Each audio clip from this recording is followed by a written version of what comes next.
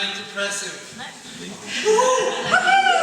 It's been 4 years since my last admission. I actually don't like the term manic depressive or bipolar. That sounds like some kicky hairy bear, which is a bit too close to home. I prefer the term maniac, especially if there's sex in front of it. But that's just wishful thinking. I should tell you now that I've been on medication so long, my short-term memory is a bit shot. So I'm reading my jokes off this paper. I hope you don't mind. Hands up anyone who has a funny story about mental health. Well, settle down. We're not here to talk about you. We're here to talk about me. I'm the one standing up here risking my reputation. And I don't mind, and you don't matter. I met with this comedian to help me prepare for this show, and he said the first and most important thing was to be likeable. So I'm just going to take this opportunity to reassure you all that the violent psychotic episodes are becoming more rare, and the Tourette's is improving as they learn more swear words and how to use them in context. I've actually been here before, in this room. The last time I was here, I was rolling around on the floor naked, covered in paint. A true story. It was for an expressive arts workshop. It was like being a combination of Jackson Pollock and Eve Klein. I wanted to cover myself only in gold paint, but I thought I'd get a guilt complex. I went along because it was a good opportunity to get naked without getting in trouble. Some people find this a valid way to be. People have been doing it since the beginning of time. God said so. The time I got naked before was on Tongue Street in Yarraville. I lay down on the grass in the sun for a while, and the neighbours called the ambulance on me. And then the nurses tied me up in Velcro straps, which was quite interesting. But really, public nudity is not all that common. People complain about people with mental illness being back in the community. Like some people worry about our day program where we have the art group. We're not allowed to have murals showing out onto the street because they're too colourful. There's too many creative police around.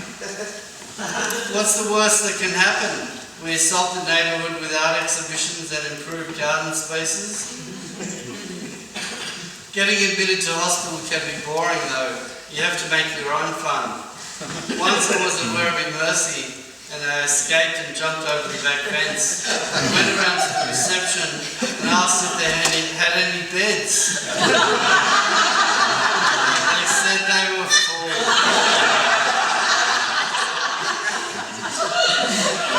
I took myself to the zoo the other day, but there was only one dog in it. It was a Shih Tzu.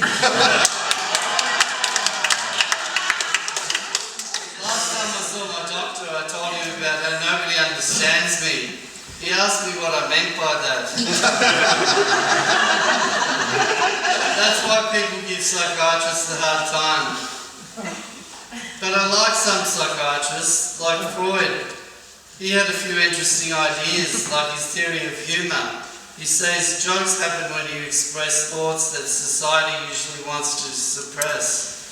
I'm good at doing that, especially Freudian slips. That's when you say one thing and mean your mother.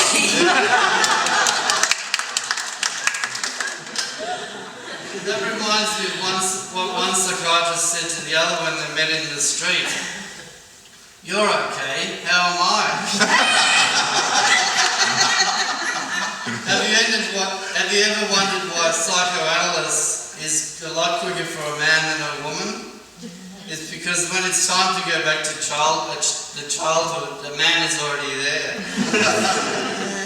Sometimes mental illness can give you a license to go places other people are scared to go.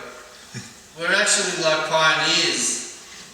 And if we're resourceful, we can make our own diagnosis or disability or difference work for us. Really, everyone has their moment of madness. I think everyone's mad or everyone's pretending. We're just here to lower the level of normalcy so the rest of you don't feel so uncomfortable. You should always remember you're unique, just like everybody else. You see, I don't suffer from insanity. I enjoy every minute of it. I think comedy is a valid form of therapy, and it's cheaper, especially the jokes. like the one about a man who goes into a psychiatrist's office wearing nothing but a long sheet of cling wrap, and the shrink says, "I can clearly see your nuts." When you're manic, the doctors just try and bring you down.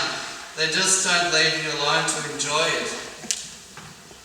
I used to be a high roller in a Mercedes Benz and have lots of fun, but I spent so many years on Prozac that I'm stabilised now and I just hang around Yarraville all day drinking coffee like everybody else. I asked my pharmacist why my prescription medication had 40 side effects. They said it was because that's all they're documented so far. Recently I decided to go off some of my medication. It wasn't doing my comedy routine any good. But now you can see how funny I am, so I guess it was worth it. People say that I remind them of Jack Nicholson. I think it's because of my charming sense of humour. I just never know if they're referring to One Flew Over the Cuckoo's Nest or the ones where he makes inappropriate comments about women. That joke was dedicated to Anita.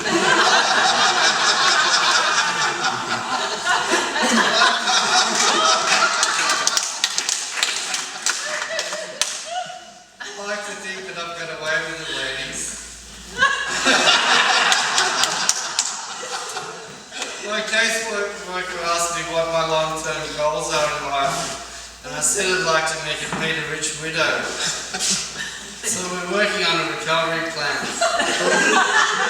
Social workers say the community is an oasis of resources, so if anyone knows any rich widows out there, tell them to come and find me in Yarraville. I can teach them to paint and be free. I'll just leave you with this one last joke. A man walks into a bar with a large piece of bitumen. He says, "I'll have one for me and one for the road."